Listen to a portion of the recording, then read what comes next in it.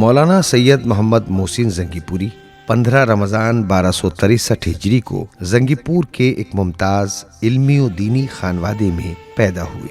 ابتدائی تعلیم اپنے وطن ہی میں مولوی محمود علی اور مولوی علی حسین سے حاصل کی۔ بعد ازاں اعلیٰ تعلیم کے لیے مٹیا برج کلکتے تشریف لے گئے، جہاں جناب قائم الدین سے عقلی و نقلی علوم کی تکمیل کی۔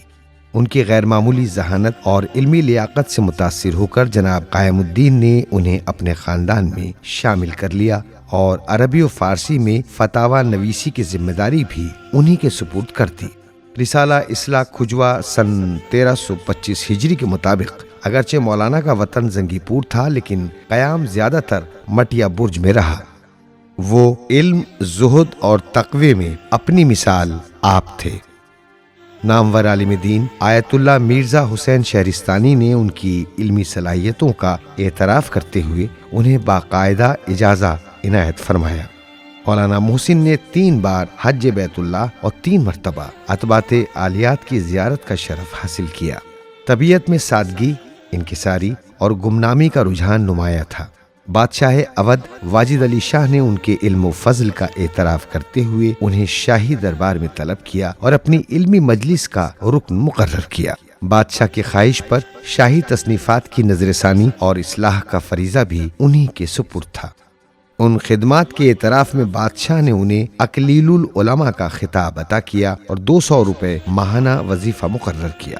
واجد علی شاہ کو ان سے بے پناہ عقیدت تھی، چنانچہ وفات سے 1 روز قبل گلے لگا کر روتے ہوئے فرمایا کہ میری تجہیز و تکفین آپ ہی انجام دیں۔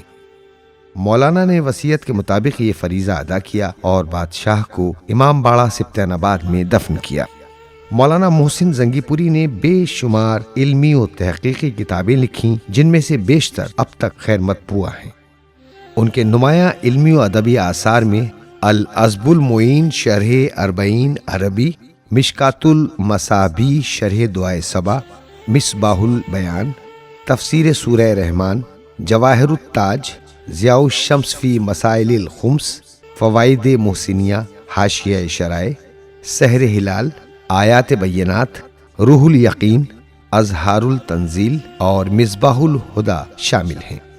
ان کے تربیت یافتہ شاگردوں میں بڑے بڑے نام ملتے ہیں، جن میں مولوی سید سجاد حسین زید پوری، مولوی شیخ سلامت علی لکھنوی، مولوی مرزا غلام رضا لکھنوی، مولوی سید مہدی حسین لکھنوی، مولوی سید عنایت حسین لکھنوی، مولوی سید اشرف علی، مولوی سید علی کشمیری، مولوی سید حسین کشمیری اور مولوی شیخ وحید الدین کلکتوی قابل ذکر ہیں۔ ان کی علمی شہرت عراق تک پہنچی۔ آیت اللہ مرزا سید محمد حسین شہرستانی نے ایک اہم اور پیچیدہ مسئلے پر ان سے رائے طلب کی اور ان کے عالمانہ جواب سے اس قدر متاثر ہوئے کہ سن 1314 ہجری میں انہیں اجازہ عطا فرمایا۔ مولانا کی عبادت گزاری، خشیت الہی اور سوز و گداز کا یہ عالم تھا کہ نماز و دعا میں اکثر گریہ طاری رہتا۔ تہجد و مناجات ان کا مستقل معمول تھا۔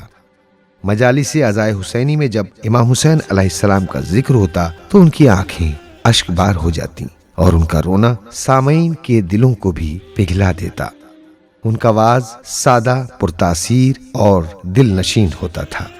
سن 1314 ہجری میں مٹیا برج واپسی کے بعد انہیں امام باڑہ سبطین آباد کا متولی مقرر کیا گیا اور 110 روپے ماہانہ وظیفہ مقرر ہوا، مگر بادشاہ کی وفات کے بعد آپ اس منصب سے دستبردار ہو گئے۔